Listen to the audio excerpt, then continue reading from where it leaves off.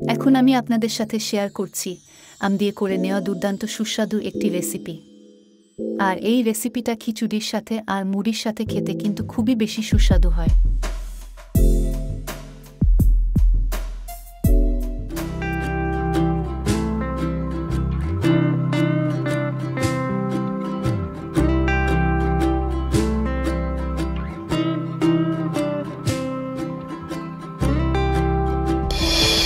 এই রেসিপিটা আপনাদের সাথে শেয়ার করার জন্য আম ঝুরি করে কেটে নিয়েছি।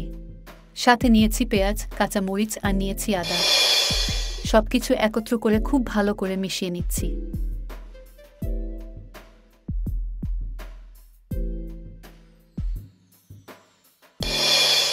সবকিছু খুব ভালো করে মিশিয়ে নেওয়ার পর থালায় যতটা সম্ভব পাতলা করে দিয়ে নিচ্ছি। এগুলো আমরা খুব ভালো করে রোদে শুকিয়ে নিব।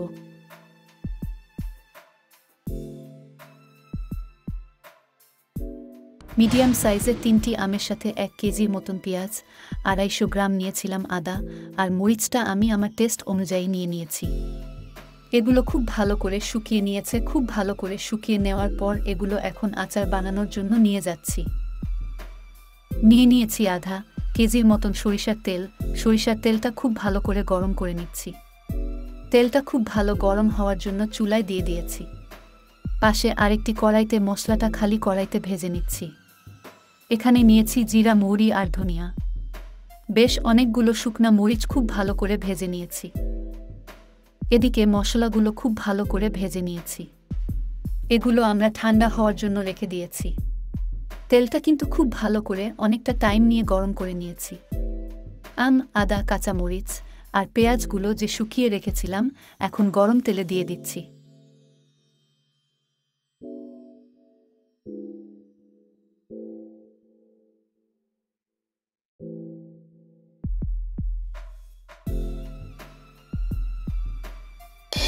ভেজে নেওয়া মশলাগুলো ব্লেন্ডারের জারে নিয়ে নিচ্ছি অর্ধেকটা, আর অর্ধেকটা আমি স্টোর করে রেখে দিব। এগুলো খুব ভালো করে ব্লেন্ড করে নিব। টেস্ট অনুযায়ী লবণ দিয়ে দিয়েছি। এর সাথে আরও দিয়ে দিয়েছি হলুদের গুঁড়া।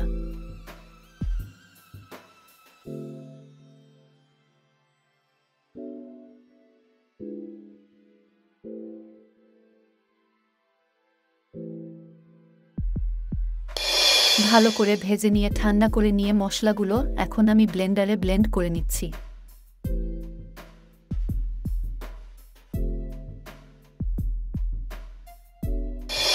মশলাগুলো খুব ভালো করে ব্লেন্ড করে নিয়ে নিয়েছি। এগুলো আমি আচারে ব্যবহার করব। মিডিয়াম লো আঁচে রেখে অনবরত নেড়ে খুব ভালো করে জাল করে নিচ্ছি। এর সাথে দিয়ে দিচ্ছি তেজপাতা।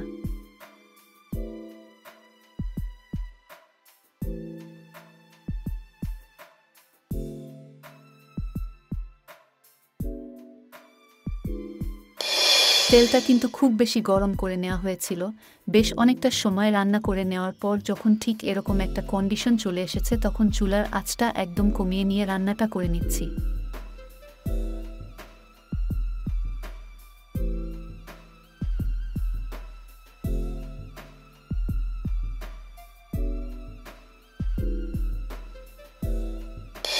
এরকম অবস্থায় আম, পেঁয়াজ সবকিছু যখন একটু গলে গলে আসছে তখন আমরা ব্লেন্ডার করে নেওয়া মশলাগুলো দিয়ে 5 মিনিটের মতন রান্না করে নিয়ে নামিয়ে নিয়ে ঠান্ডা করে নিব।